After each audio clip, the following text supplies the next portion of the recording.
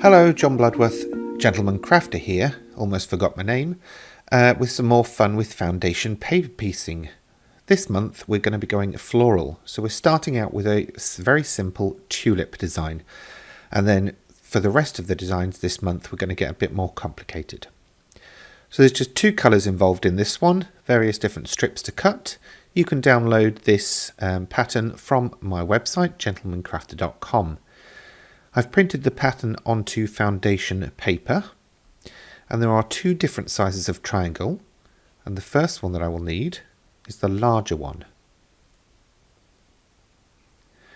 That's going to go in position 1, right side up, working on the back of the pattern, and then I'm going to position part 2 against the edge of the triangle and at its point, as you can see me doing here.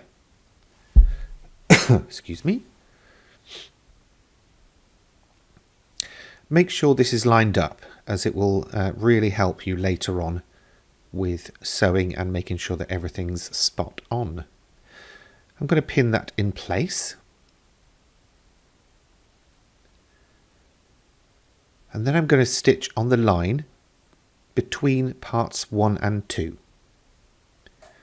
Remember to stitch directly onto the dashed line, not either side. Do a tack stitch or reverse stitch at the start, and then just sew your way along until you get to the end, and then again a tack stitch or reverse stitch to lock it all in place.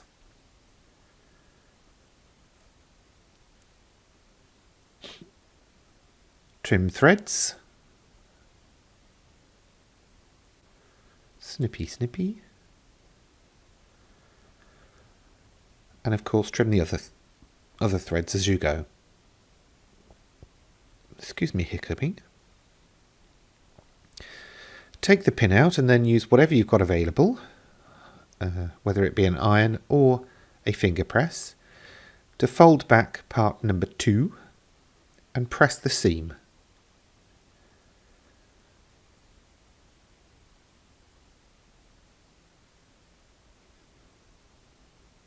Next we'll need the other large triangle, and be careful how you position this. Basically you're going to want it to fold back to basically be the same as the first one that we put down. So you can see there how I'm positioning that. Again, I will pin it in place. This is just as I stitch. Quite often you can get away with it, but for smaller parts I prefer to sort of pin. Well, not sort of pin, actually pin. This time I'm stitching on the line between parts 2 and 3.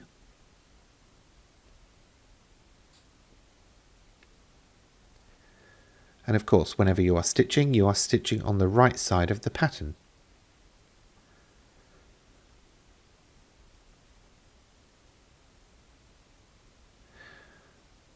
While I'm doing this, just a reminder, do have a Facebook group where if you are taking part in this bit of a sew along, then you can share what you're making. There's been some awesome results so far, so do check that out. I will leave a link in the description below the video on YouTube, and of course there will be a link on my website gentlemancrafter.com where you will be able to download this pattern. So just folding back part 3 and pressing again. Next up we'll need part 4, and that's the shorter of the 2 large strips. You're going to align this with the point of number 1, part 1, that square that was in the centre. Again, pin in place. And I think for this large piece I will use 2 pins, one at either end.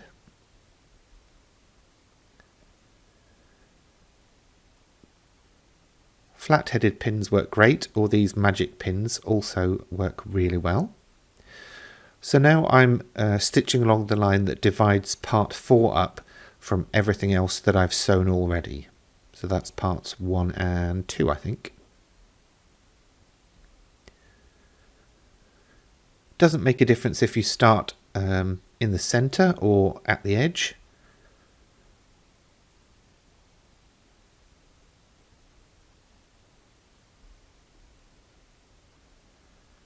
So whichever you prefer.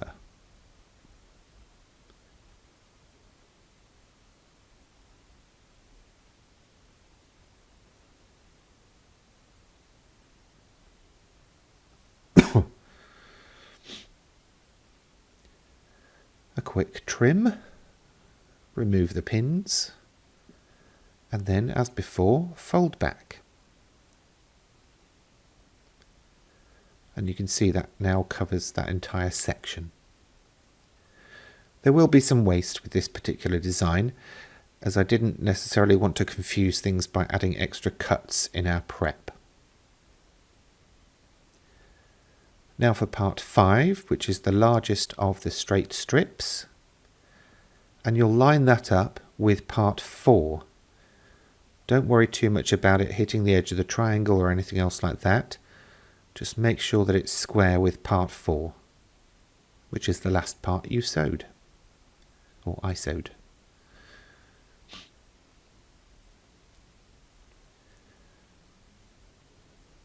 Just a reminder, if you are joining me partway through this, this is part 9 of a series of foundation paper piecing videos I'm doing throughout 2022. So do check back and have a go from start 1 if you want to join in.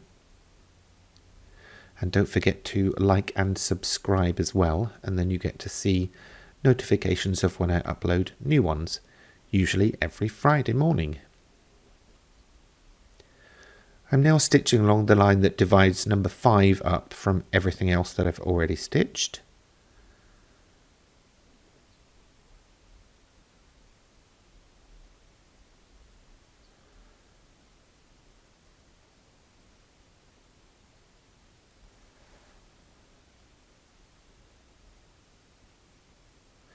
And then, if you haven't guessed already, I'm going to unpin and fold back.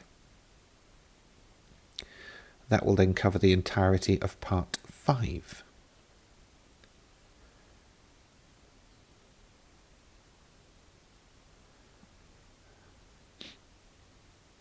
Now, there's quite a lot going on there already, but what I want to do is basically position parts 6 and 7, and they're going to cover the corners. So just make sure that they're equidistant, i.e. their little ears are equally spaced either side of the stitching outline. Pin it in place, and because we've got space, we can actually double up here and just pin both parts in place so that we can stitch both without having to come away in between.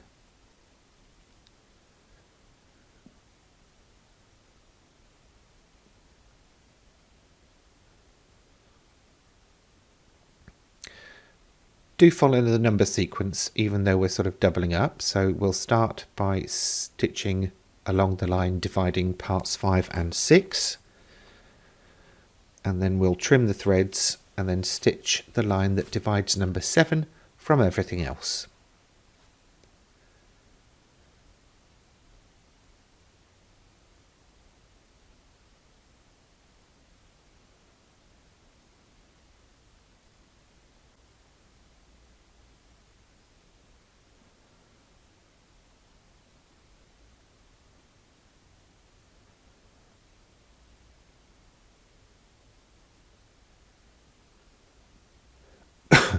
Excuse me. Got a tickly throat today.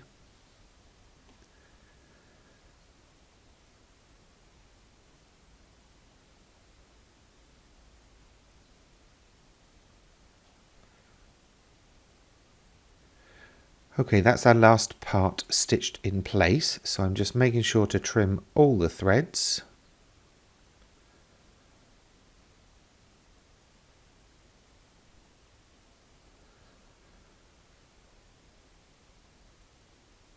And then, of course, I will unpin those triangles, press back, and they should basically fall within the seam allowance.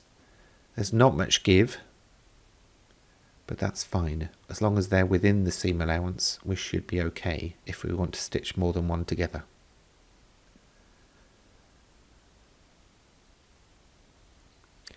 Now the final step is to basically trim away all the excess around the edges, and we do that against the solid outline.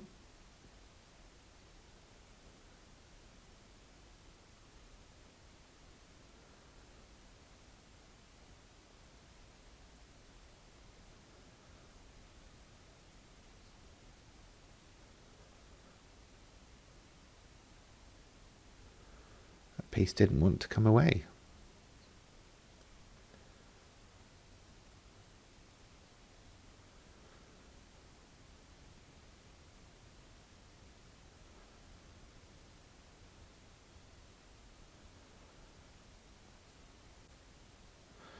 And that's the last step. So there is our basic tulip block. Cool, isn't it? Imagine a row of those. There we go. I hope you've enjoyed it and will give it a go yourself. And I look forward to seeing what you make.